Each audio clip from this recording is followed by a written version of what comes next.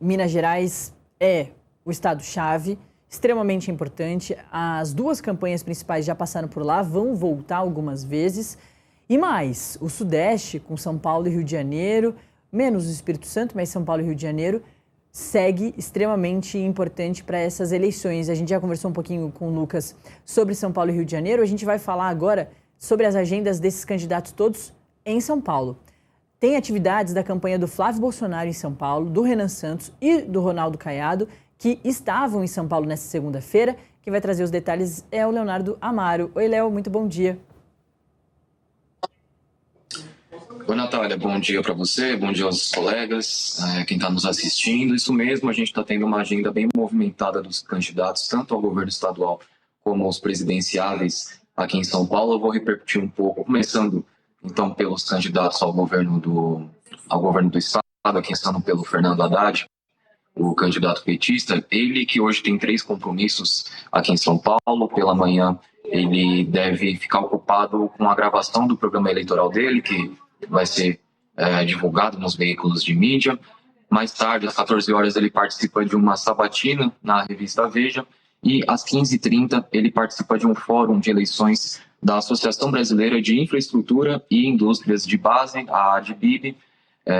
Ontem o Haddad também esteve aqui em São Paulo. Ele repercutiu a investigação da Polícia Federal sobre a atuação do Lulinha, o Fábio Luiz Lula da Silva, que você estava, o filho do presidente, que você estava repercutindo agora há pouco, a matéria da Alessandra Ferreira. Ele comentou, então, com jornalistas, que falou, sobre um possível vazamento pode acabar prejudicando o resultado, o andamento dessa investigação.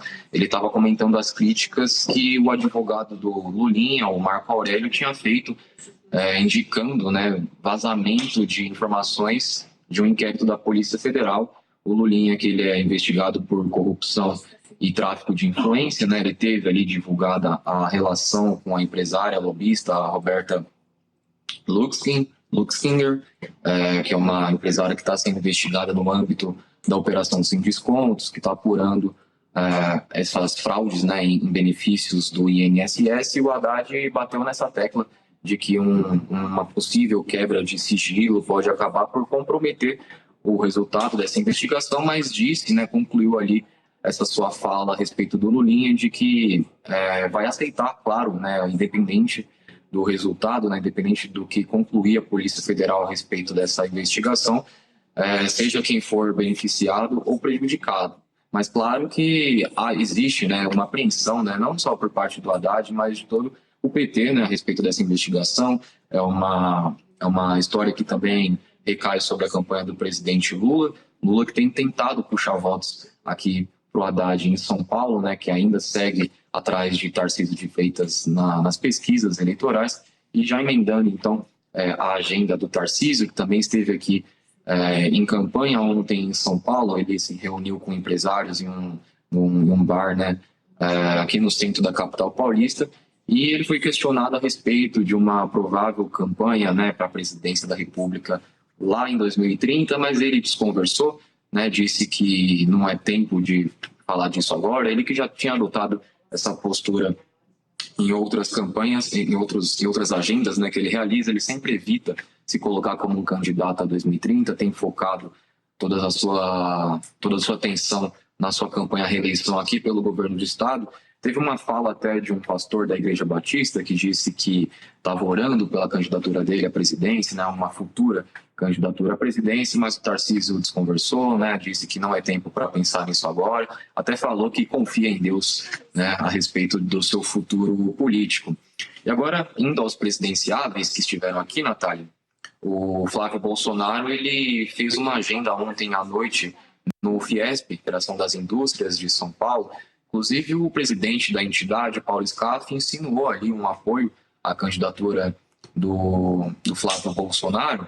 Ele conversou ali com a imprensa depois da sua caminhada, comentou inclusive sobre o governador Tarcísio, essa relação que eles estão construindo durante a campanha. Ele foi questionado sobre uma possível falta de engajamento do Tarcísio na campanha presidencial dele.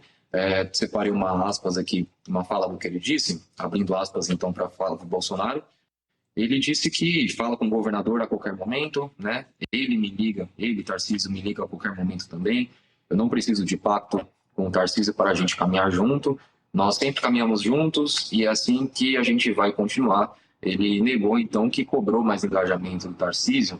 A gente já tinha, né, divulgado, na imprensa já tinha divulgado ao longo da última semana uma procura da campanha do Flávio pela campanha do governador Tarcísio de Freitas para eles apoiarem, né, formarem uma aliança ali na questão de um pacto para fim da reeleição, né, essa bandeira que o Flávio Bolsonaro tem, inclusive que esse fim da reeleição já valeria um possível, né, um eventual mandato do Flávio, caso seja eleito ao Palácio do Planalto. Então teve essa procura. E o Flávio também comentou a respeito do filme, né, da biografia do pai dele, o ex-presidente Jair Bolsonaro. Foi questionado sobre o contrato da Dark Horse, né, do filme Dark Horse, e ele recuou, né, mais uma vez adotou uma postura de recuo na fala dele a respeito dessa questão. Ele disse: vocês querem insistir sobre um filme privado que não tem contraprestação pública de nada? Hoje o governo Lula que deve explicações, então voltou a repetir nessa postura quando é questionado a respeito do Dark Horse. E ainda falando do Lula, ele disse que é o único candidato que ele enxerga como um concorrente, né? Ele disse que não enxerga o Caiado, o Renan Santos, o Romeu Zema e nem o Augusto Cury como candidatos, né, como concorrentes ali. Ele até reforçou ali uma fala dele, disse que fez um apelo aos eleitores que estão pensando em votar nesses demais candidatos, disse para votarem nele, né, votarem no Flávio, porque ele é o único que pode derrotar Lula, e ele entende que os eleitores desses outros candidatos vão votar neles por conta de uma rejeição ao Lula, né, não aprovam o governo Lula. Então ele disse ali, fez um apelo para que todos os eleitores se juntem, né, para votar nele, porque ele é o único que pode fazer essa disputa com a gente. Isso no entendimento, claro, do Flávio Bolsonaro. Ô, Léo, deixa eu te cortar muito rapidinho.